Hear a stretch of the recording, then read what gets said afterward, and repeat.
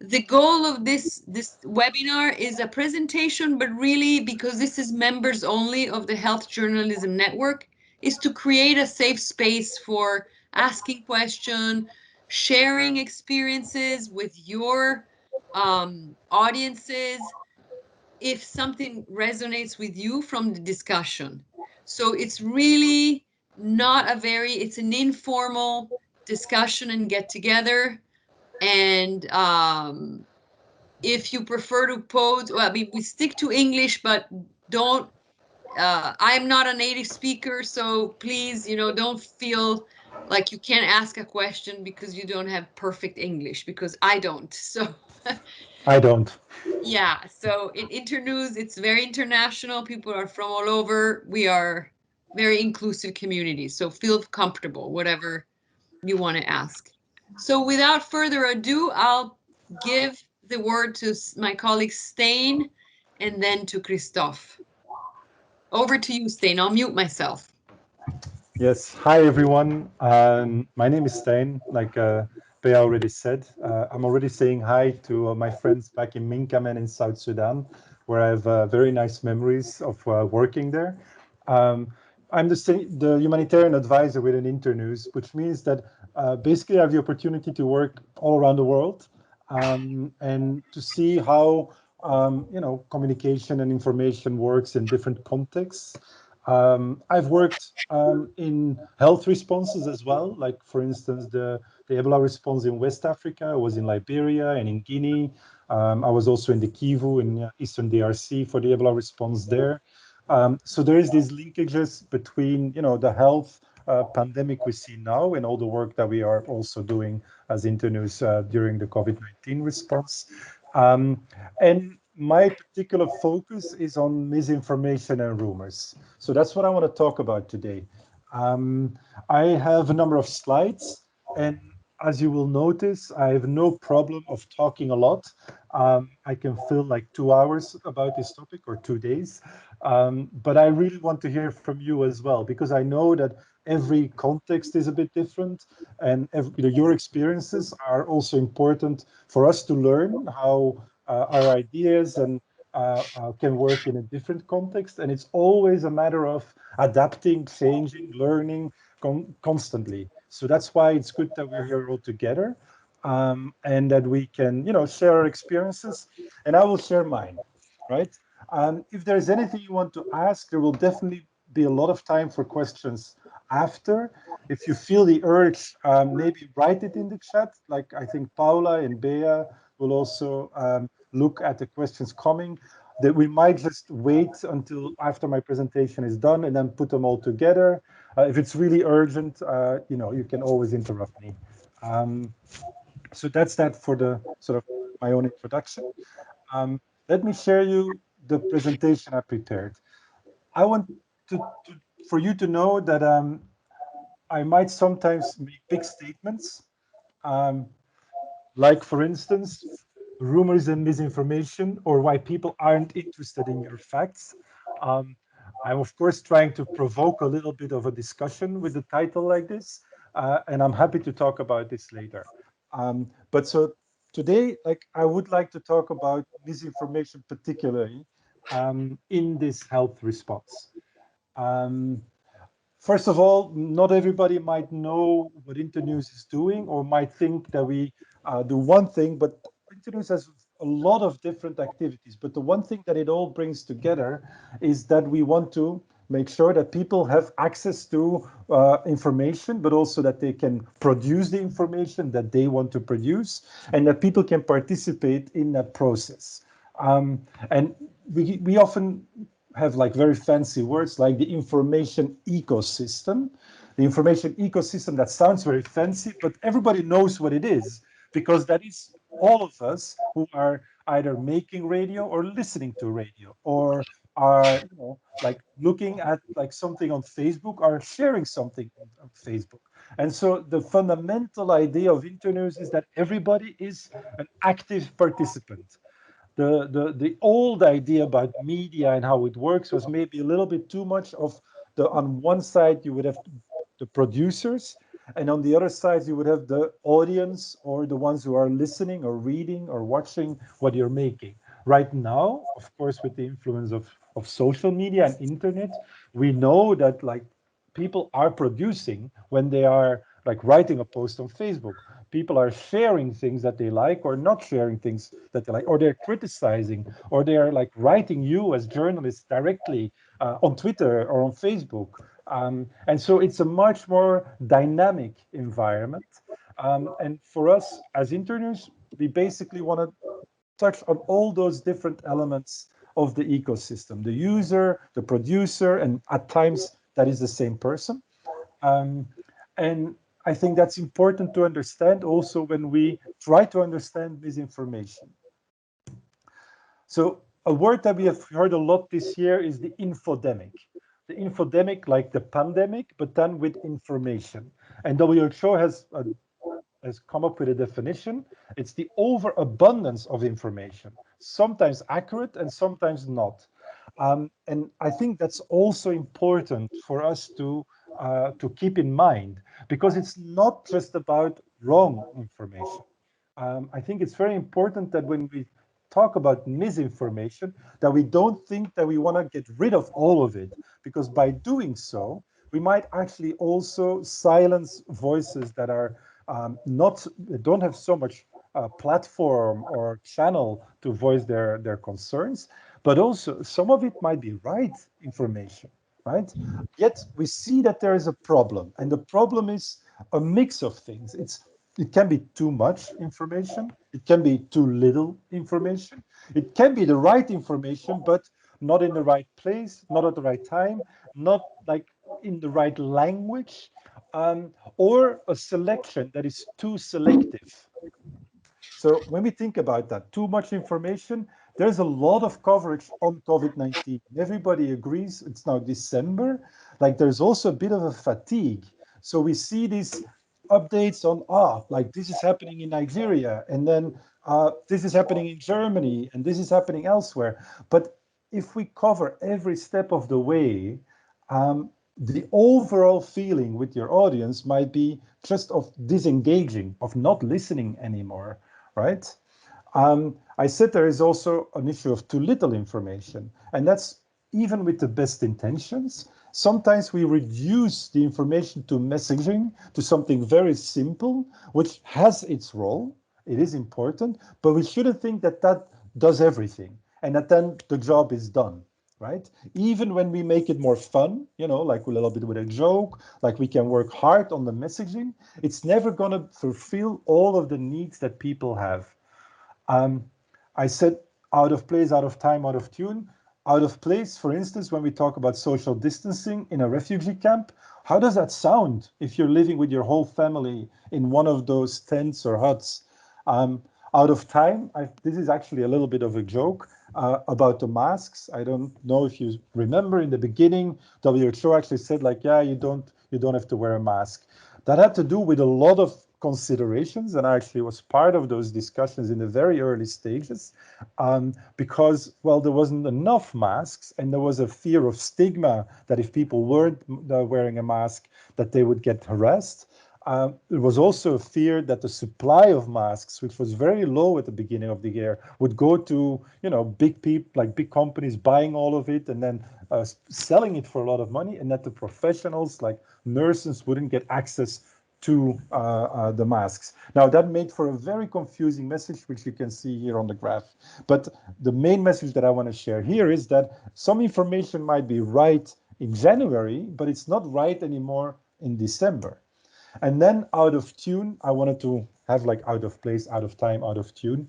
But what I mean by that is like it can be accurate, it can be correct, but if people don't understand what you're talking about, and that is because it's very scientific language, or it's in a language that is not their first language, but their second language, and all of us, all of the NGOs and UN, we want to reach as many people as we can, and we start using the most common language. Right? That could be Swahili, or that could be Arabic, or that could be English or French.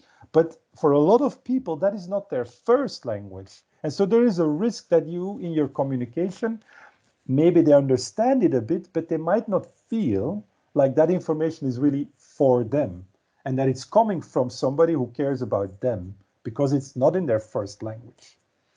And so, yes, out of self-interest, and I think you all might have some ideas about that, and the most common way that we look at it is, of course, politicians. They have an agenda, they clearly have an agenda, and that's why they will communicate in a certain way about COVID-19 in this case, or health in particular. They want to sound like they have everything under control when they don't. They want to like come across as the ones who can like solve every problem when they can't. There is also, of course, a particular niche which is about people who just want to drive attention to their website, for instance. And this is a South African website, actually, N5TI. I do not recommend going there because it's full of wrong information, full of it. And so, for instance, here they said that the first person who had tried the vaccine had died, when that is absolutely not the case. Like, she's still alive, by the way. And then there's, of course, pure business interest, right? And like some of you, if not all of you, might have heard about this herbal drink coming from Madagascar. Well, that's a businessman making a lot of money, and it got shipped like to many countries across Africa. But it's a business agenda. Okay, so commonly there is these three categories of misinformation, disinformation, and malinformation. And as you might remember on my opening slide, I talk about misinformation and I prefer it. And I will explain why. Disinformation, malinformation, and misinformation, what it actually, if you want to divide it in categories, what you try to figure out is basically the intention.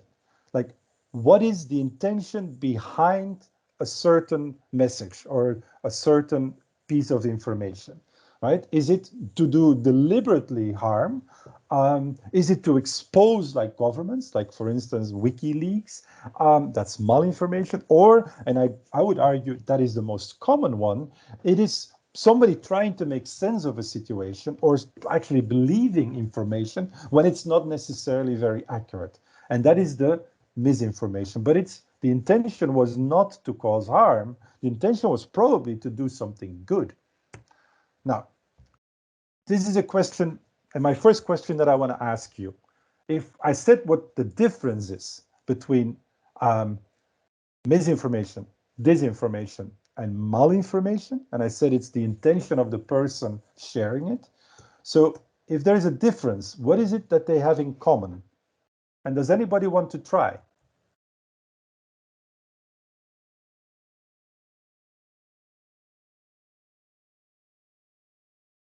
You're all on mute to begin with. So if you want to give it a shot, what would you say that misinformation, disinformation, and malinformation, as a very particular one, all have in common?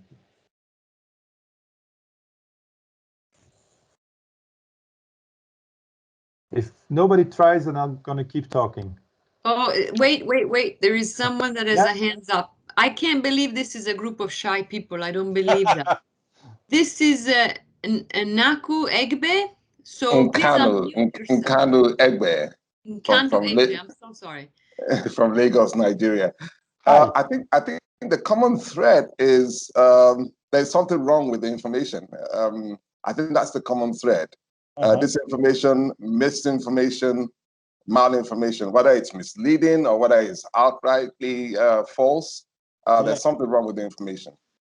Well, that's probably what most people would say. So I'm not saying that it's wrong, but remember that I said like some of the information can be accurate, but yes, but it's not appropriate. It's not appropriate information. So that's what I'm thinking. Yeah, I think that's already a small nuance, not appropriate. I like that. I think that's a very smart, like little, like change in the way that you look at it.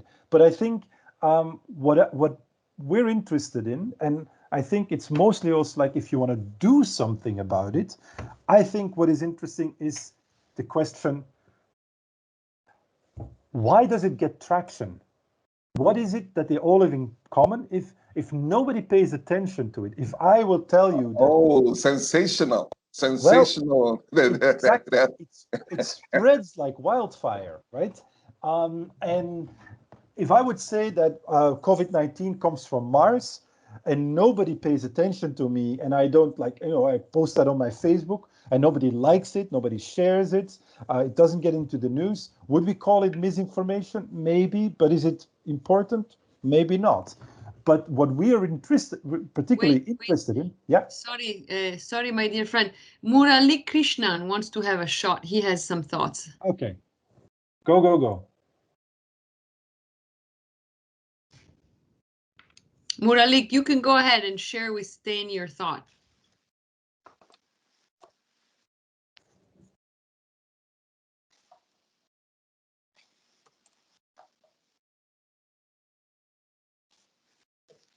Muralik, are you there? Do you still want to? I see your hand is up. I've kind of already given the answer that I wanted to talk about. Yeah, so go ahead, Stein. It's okay.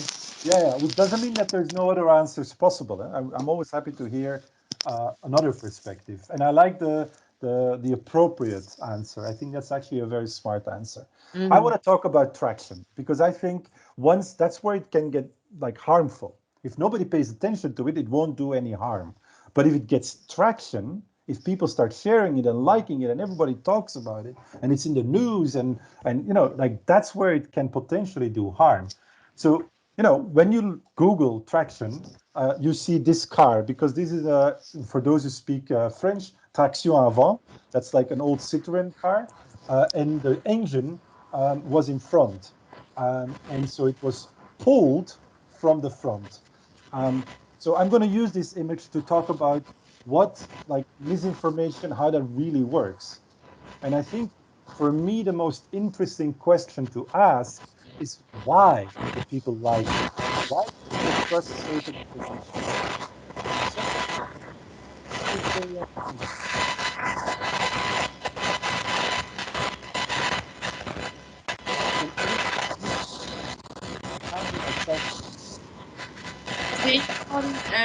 I can't hear you. Just reminding folks to mute your microphone if you're not speaking. Thank you so Great. much. Okay. Am I still sharing?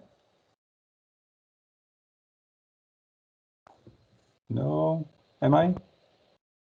This has taken me, like, I think I stopped sharing it.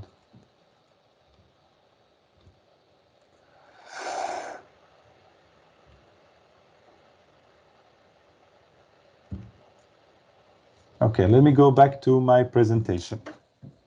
I was talking about the traction.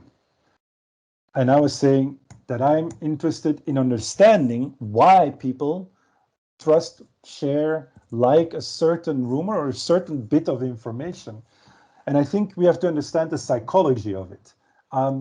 What really drives everything what we do is the hopes and the fears. It's the emotion. It's when I feel that it's important to me, that's when I start paying attention. When I don't feel that something is important to me, I'm not going to pay attention. And what is important to me is really my hopes and my fears. But along with those hopes and fears, we have a certain body of knowledge. We know a lot of things. We know what to do when we have a fever.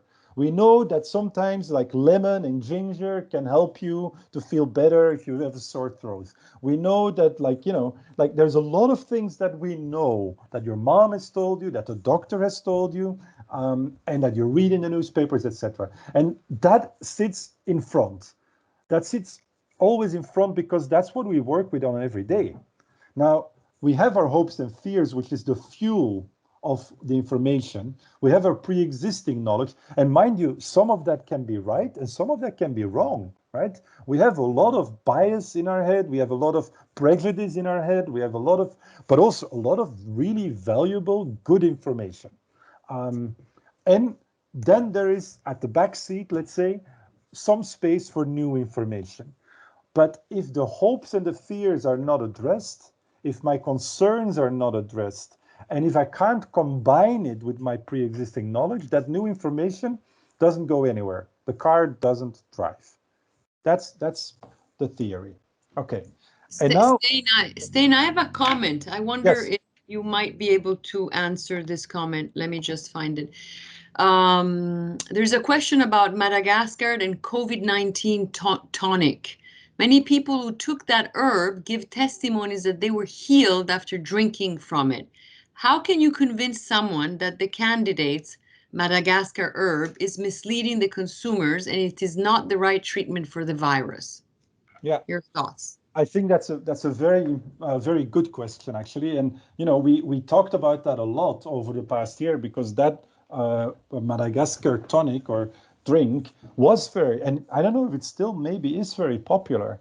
I would like to open the floor for that, because rather than I say what it is or what it isn't, maybe there's people who have worked in Madagascar or in a country where that drink was very popular, and maybe you want to share how you dealt with it. Remember to unmute yourself. Anybody? I know it was sold up to Nigeria and other places.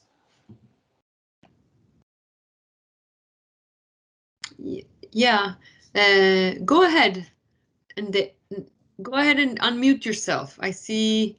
Okay. Yeah.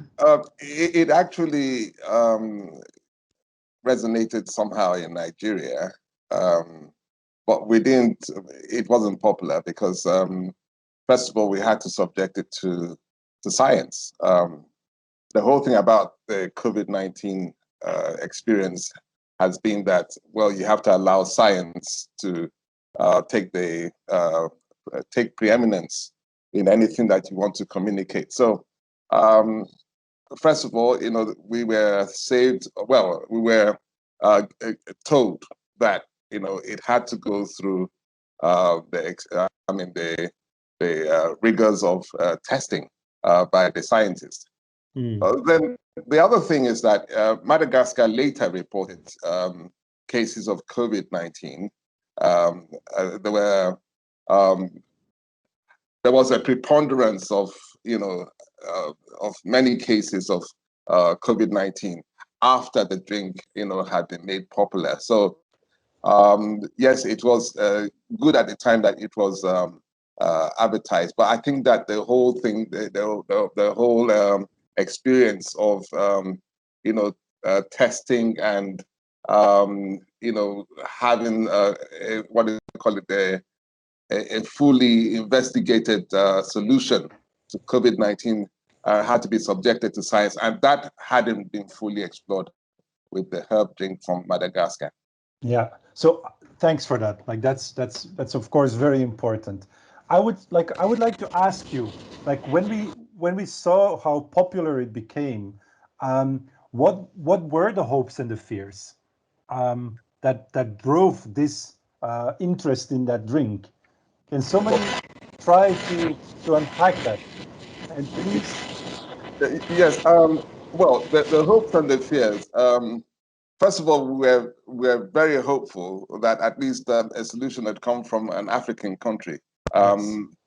We were elated by the news that an African country had come up with a solution. Yes. But then, when of course the authorities here in Nigeria, said it had to be subjected to the rigors of science, and then we didn't hear anything other than the fact that, it is still a subject of investigation. And then the later news of cases of COVID-19 coming up from Madagascar, we lost interest. We then realized that it wasn't a foolproof remedy. Yes. Yeah. Thanks. And please, do allow other people to speak as well. I don't know if somebody else wants to contribute, and when you're not talking to me, I'm wearing headphones and the noise is painful. But I think you touched on a very important point, because that's also my perspective. The reason why it got so popular is because it kind of tapped into the hope first of all, that there was a cure, of course, but the enthusiasm of having something that came from Africa. And for once that it wasn't coming from the West, from Europe, from America, that you had something that was really like developed within Africa and that tapped onto a certain pride as well. Right? And so it's not only negative feelings, it's positive feelings as well that can drive this. And I think if I were to manage misinformation, if I were a journalist, that's something that you have to pay attention to. So it's not enough that you say the science tells us that it's wrong, right? And that you will say, well, you know, the research has shown that this herbal drink doesn't work. Because my point that I want to try to make today is that still won't really resonate with your audience. Maybe with some, but not with the important ones that are on the fence, that are doubting.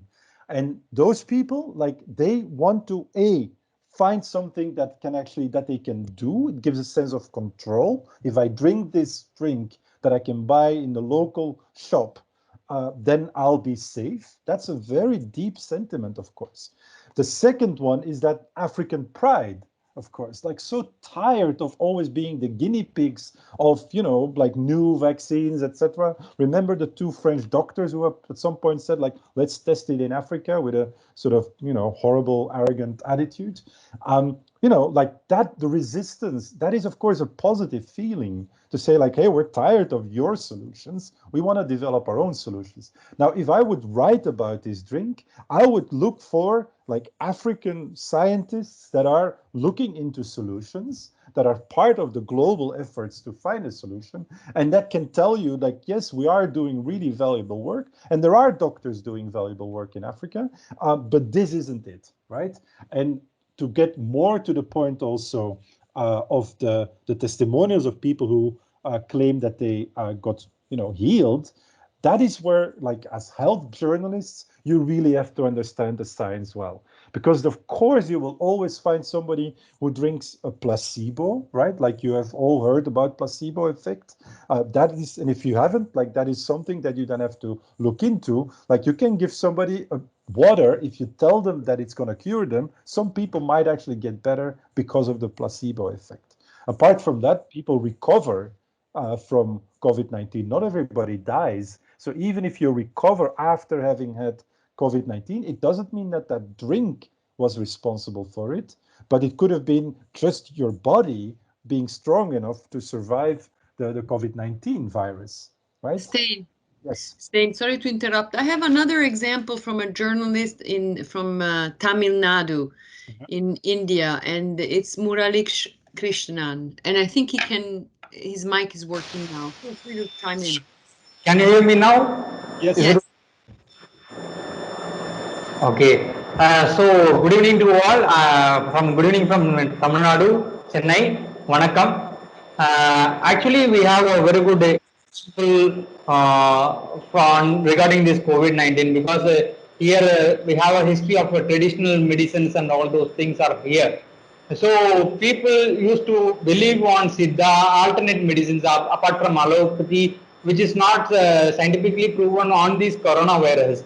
People started to believe one fake Siddha doctor spreaded a message regarding he found the medicine COVID-19. It is nothing thing. I am having the formula. Even China bought medicine from myself itself. Then he propagated like that. Then we started to we started to fact check what all the information he spread out in the social media. We make fact check. Then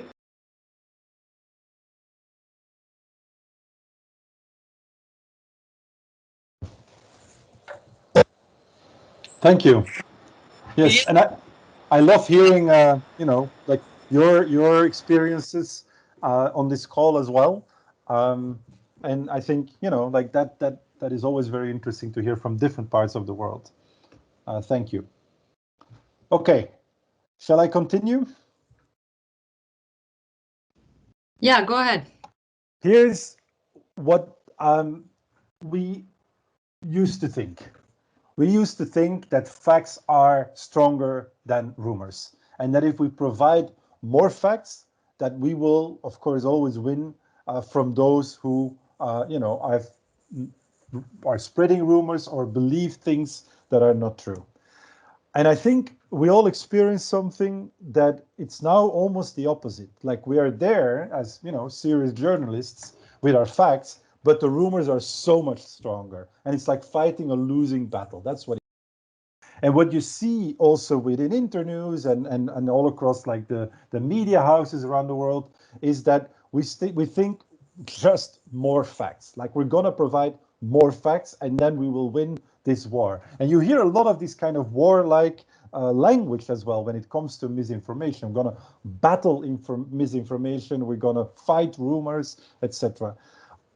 Despite the cartoon that I'm now showing, like I'm not a very big fan of it, because I think while we're doing this and we're fighting this fight between those who are spreading the rumors and us who have the facts, we're forgetting something.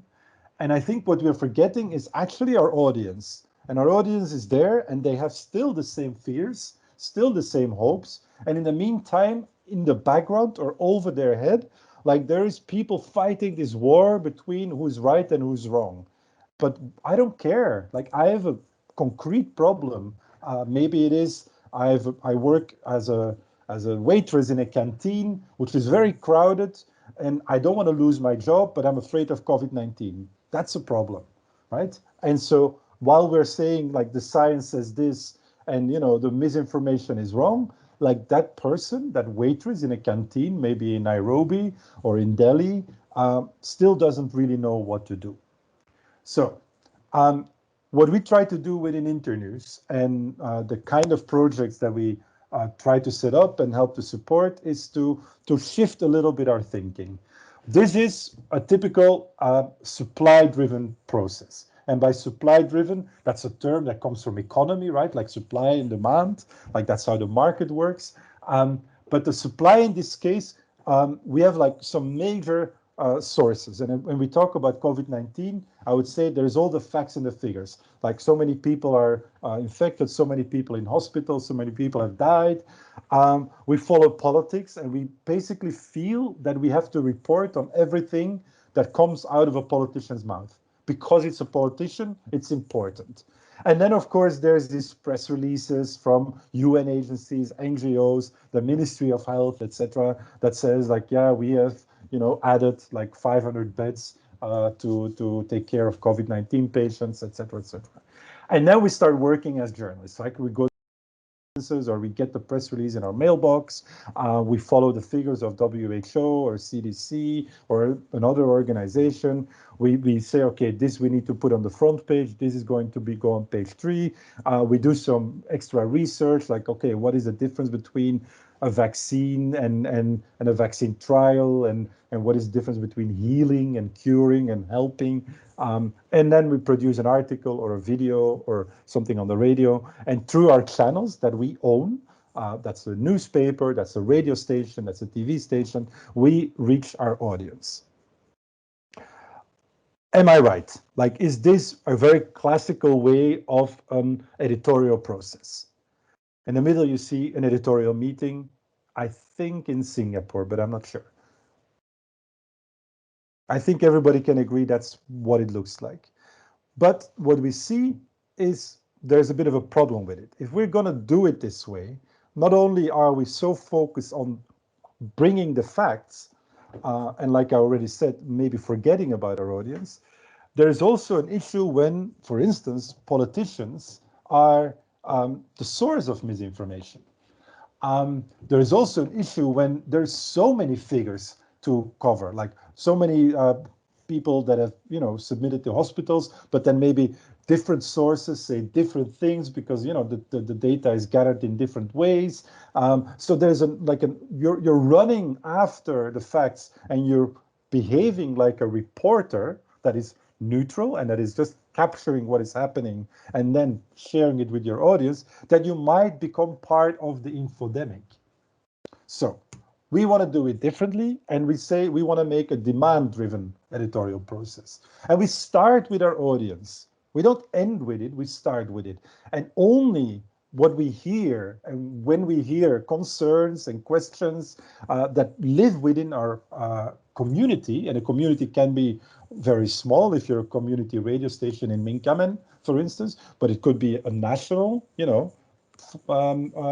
group of people. I mean, you're working for a national TV station, and you try to figure out for my audience, what is it that they are struggling with?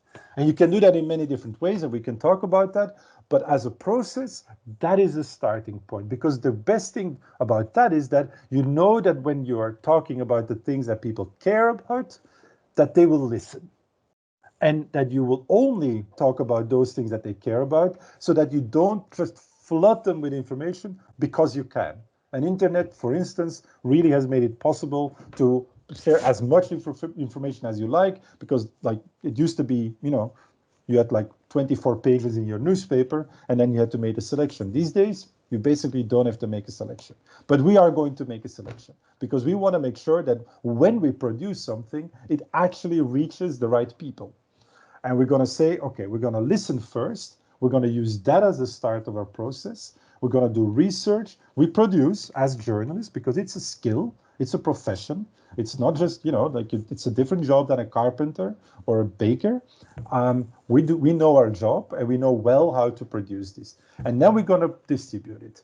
But we're also going to make sure that we distribute it through the channels that also maybe allow people to interact with it, to ask questions, right? Any questions about this?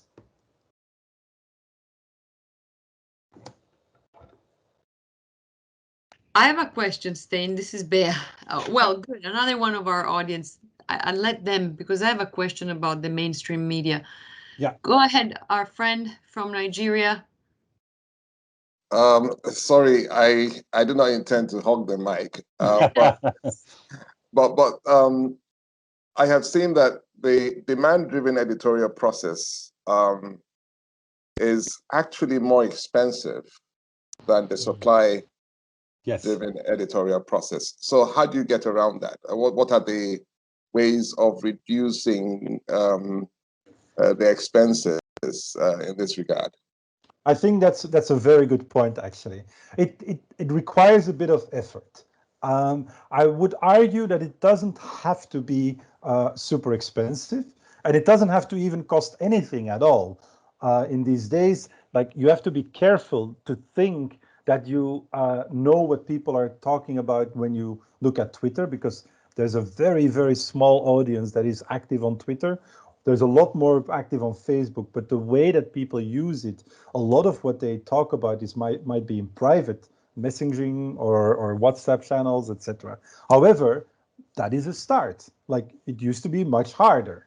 And so that doesn't necessarily cost much beyond, of course, a data subscription with your phone provider. That's the start. I would also say that the bread and butter of journalism, when I started doing journalism, and maybe I didn't mention that in my introduction, but my background is in journalism. I worked for the national news in Belgium for many years before I started doing this. And one of the best friends of my parents was a journalist, and he's a generation older than me.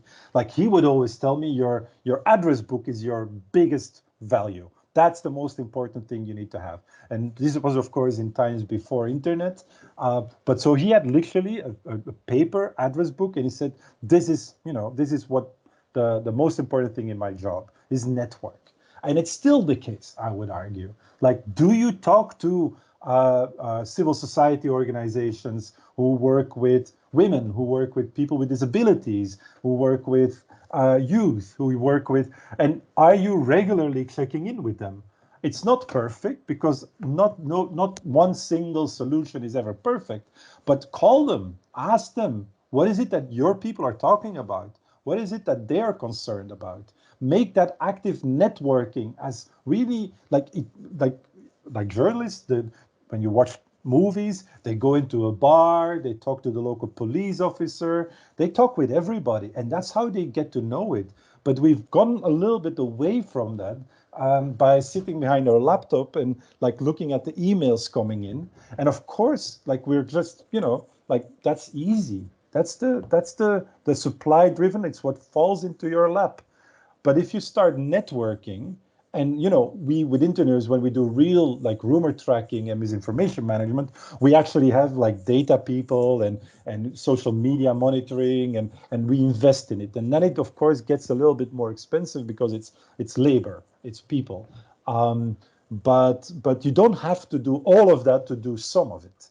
And if you do some of it and you mentally like change your head around saying like, okay, even when I get like a press release, for instance, the first thing that I do is talk to some people, not to the politician. And I'm not going to run to every press conference of a politician. Maybe I go there, but maybe you can convince your editor-in-chief, and I know that that's also a problem, to not put it live on air, but say like, let's go first, but maybe let's go with a doctor that you know from your network and go together and ask the doctor what the doctor thinks about the speech of the politician, right? Like there is ways that they cost effort. It's a little bit more effort, but it's not necessarily a lot more expensive, I would argue. Does that answer your question?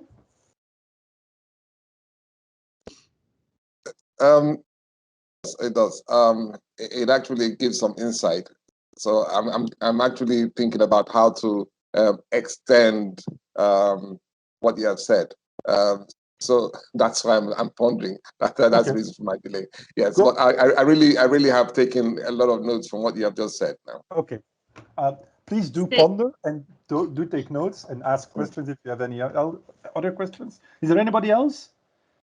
Stay. No, this is Bea. I wonder if any of our colleagues here, that slide that you put about the mainstream media amplifying, this one. Yeah, like amplifying in the case of the US disinformation. But I'm wondering if in other parts of the world, if anyone has noticed that mainstream media is sometimes very disconnected from what the people need at the local level, because I definitely see a huge disconnect here, but I wonder if that's the same in other parts of the world.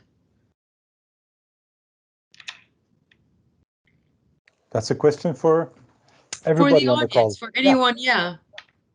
I'm also curious to hear that.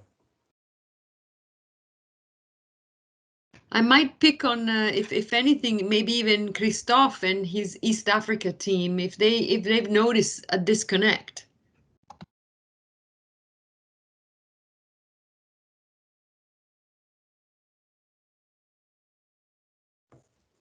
I think Lisbeth, please go ahead. Sorry, Bea? I was.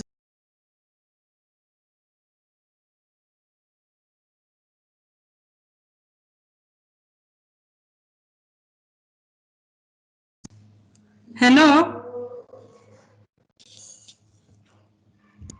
Yes, I'm trying to look at the business versus the information, and maybe the mainstream media from my country will look at maybe the business they are doing. I've overheard some journalism students say they are taught false news about more. What did you say? First news? False news bring more business. Oh, interesting. Very good point. Yeah, take very it up, good. Stijn. Yeah, so that's very interesting. And you know what? Like, I was in a conference the other day organized by WHO, and somebody else made a similar remark saying, like why is it so popular, the misinformation?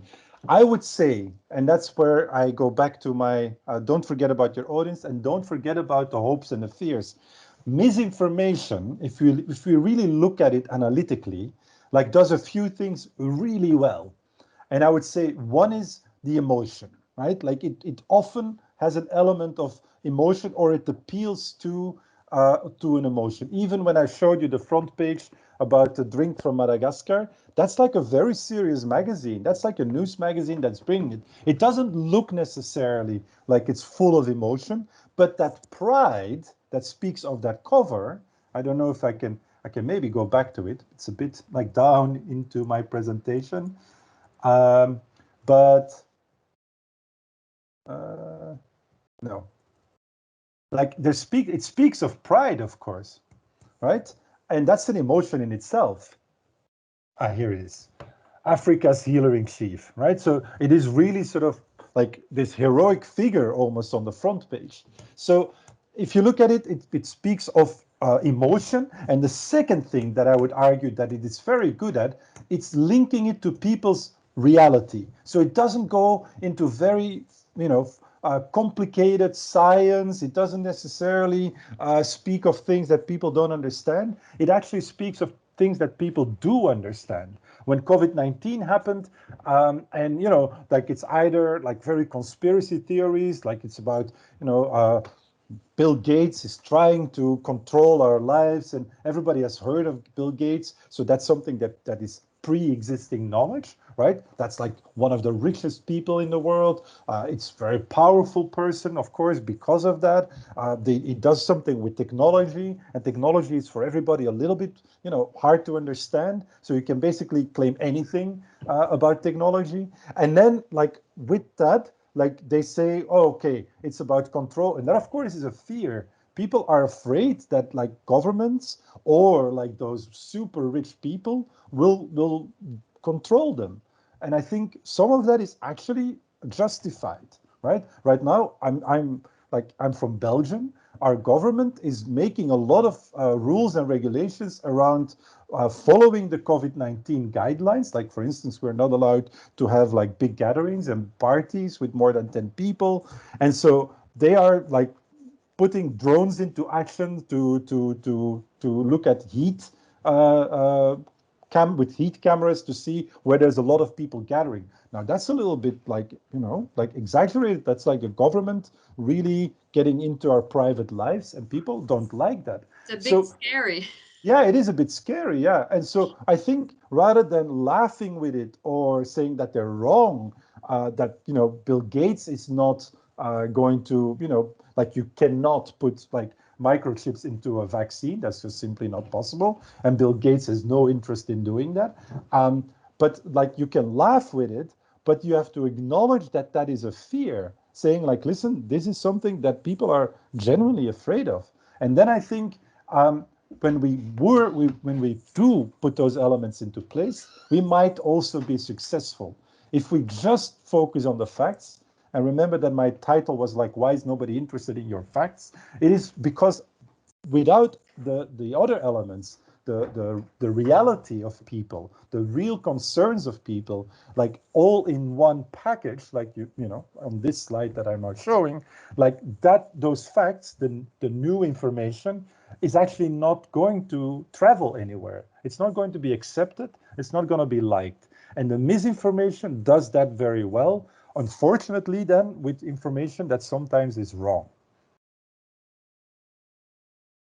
So Stijn, just a reminder, we're close to 9 o'clock. If Wow. you want to maybe like just the final points, and then I want to make sure, I know some people are starting to leave, and I want to make sure we are aware of the time. Thanks. Okay.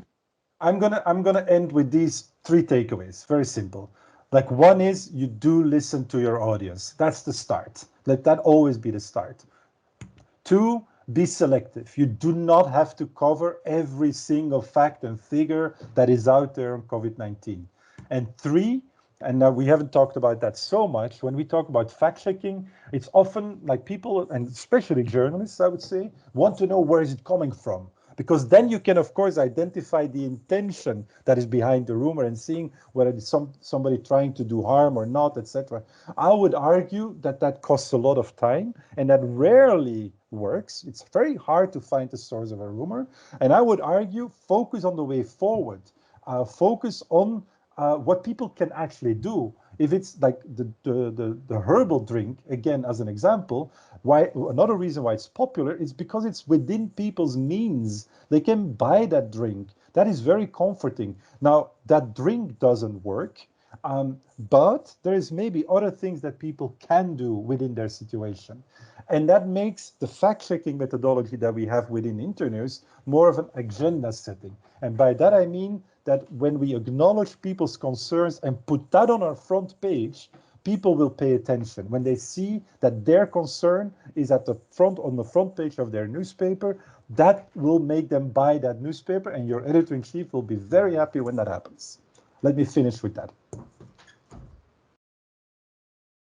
Thank you, Stijn. I would like to ask Christophe to say a few words, and I know we have a few comments from the audience, but perhaps Christophe, if you could share a few, and Sadia is also typing.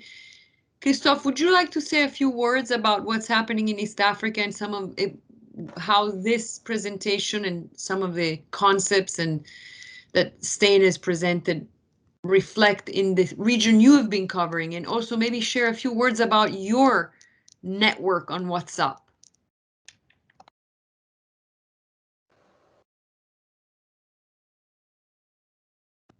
Christophe?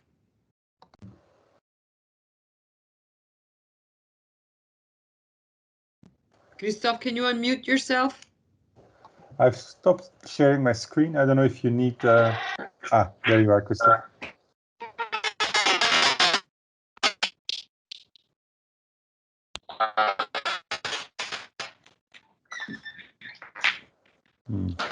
Maybe Christophe connection is not so good. Sorry, there was an internet. Christophe, you're not coming through. Try again. Okay. It's restored. I think I can go now. Oh, thank you so much. Can you hear me? We can hear me now?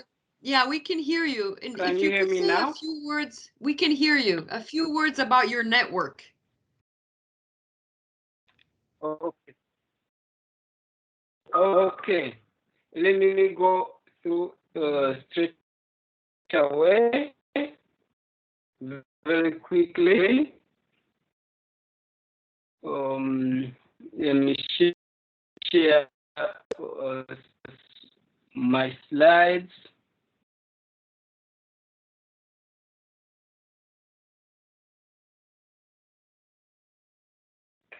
Can you see the slide?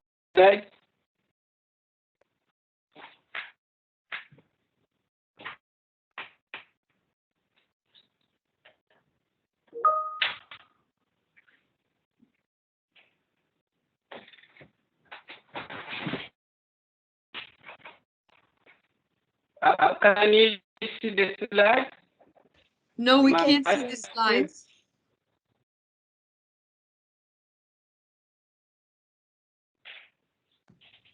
Excuse me there, can you see my... No, Christophe, we can't see your slides. My suggestion, perhaps, given the time, is maybe just to even introduce your network so that there are folks from Rwanda that are on this call that might want to, and other parts of Africa, like Lisbeth. Oh, you... Yes, now we can see. Well, for a few seconds we did. Oh, okay, good.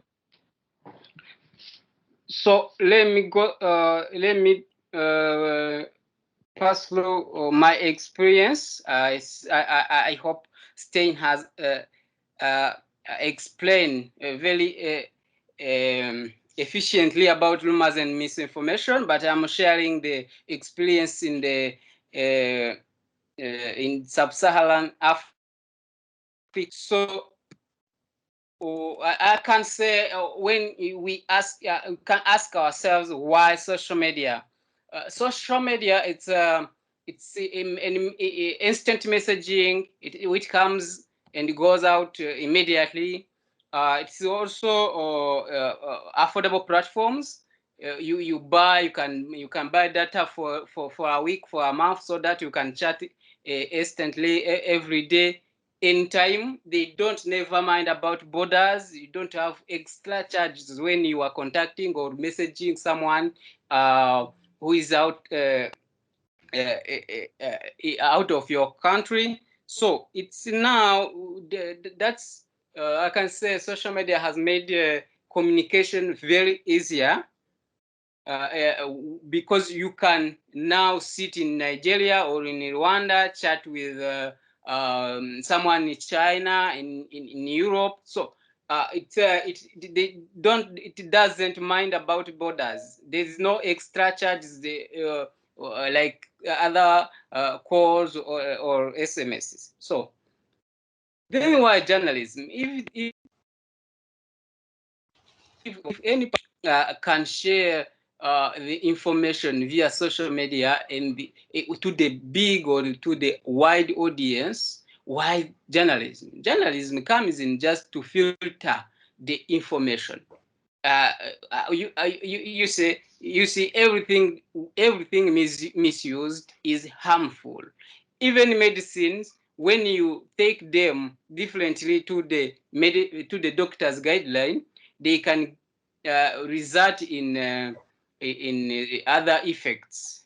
When you take overdose, it can also result. You can also die because of the medicine. That as you know, medicine are made to cure or to help when we get sick. So when they are also misused, you can even die. If you have a car, when you drive, you don't well drive, you don't drive responsibly, you can meet an accident, you can die. So everything may have to be to be well used. That's why journalism comes in to filter all the information that comes in, to connect the audience, to connect people with the sources. So let me share some specific examples we have built in the group. All that we have experienced in this region, in East Africa and Sub-Saharan Africa, during the lockdown, we have seen some social media posts that there was sex ban for 6 months to help mitigate the spread of the coronavirus. There was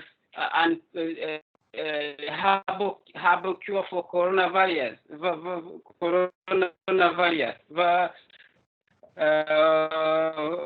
From I can say the example from Madagascar, Stein has explained previously. There was also other information that have been coming in on resistance of Black people or against coronavirus. There was also currently we see or we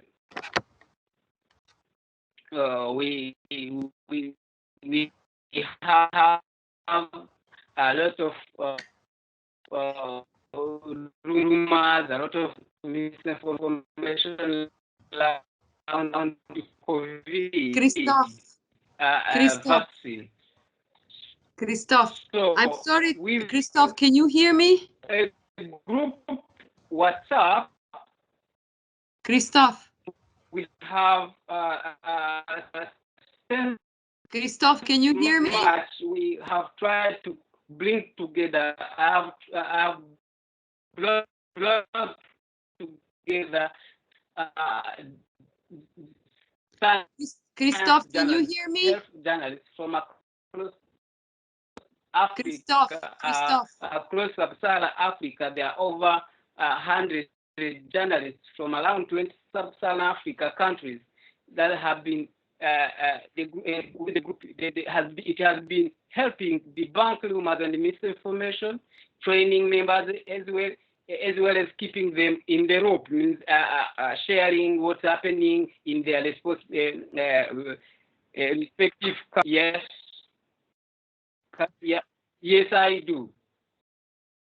Christoph. Yes, I can hear you well. Thank you. Sorry yes, to. I do. You cannot hear me? We can hear you. Bear, We can hear you. Can you hear me? Not so well. So. Yes, please. I can hear you very clearly. Christoph. Yeah. I don't know. I think my suggestion is that yes, please. If you could put your information. Can you hear me? Christoph, give me a moment. If you could put your information into the WhatsApp, we're having trouble hearing you. Excuse me? We have trouble hearing you, so if you could. Yes, I can hear you. If you could put your information in the chat, then people can contact you, Christoph. Okay. Yes, I can do. Yes, I think it's a little hard to hear, and I want to make sure we have a lot of people that have left already. So I think perhaps it's best to just put the info, how to contact you on the chat. Can you hear me? Can you hear me?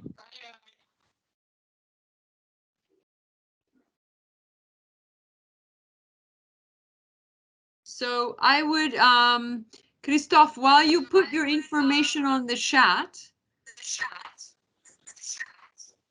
Absolutely, absolutely. And in the meantime, I want to give my thanks to. Maybe it's me that is coming not so good. So if everyone can mute themselves, we can just wrap up the meeting.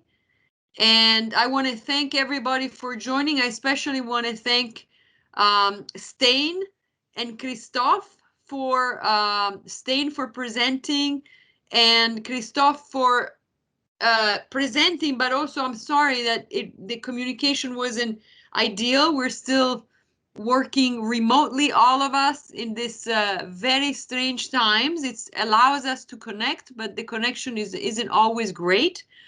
But I will also share with everyone information about Christoph's network. Maybe Paula, you can also put in the chat the article about Christoph. Excuse me, I don't know if one of us can share some experience in 2 minutes. I'm sorry. Christoph, can you say again what you were saying? I was saying I'm not sure if one of the member of the group can share his experience in 2 minutes. Is a journalist from the group, Nigeria, who is part of the group. Sure, the gentleman from Nigeria can share. It's 9:11, so we can just go ahead and have one more sharing, and then we'll wrap it up. But please put your contact information, Christoph, in the chat so folks can stay connected. Okay, good afternoon, gentlemen. Good afternoon. Yeah, good afternoon. Yeah, my name is Abdallah El Kurebe from Nigeria. Yeah, like Christoph said, I contracted COVID-19, and my experience is so bold that there are so many things I had which related to both misinformation and disinformation. What I feared was stigmatization, which unfortunately did not happen. But again, the media in Nigeria, unfortunately too, like someone chatted, were rather on the side of government, of course, because of good business.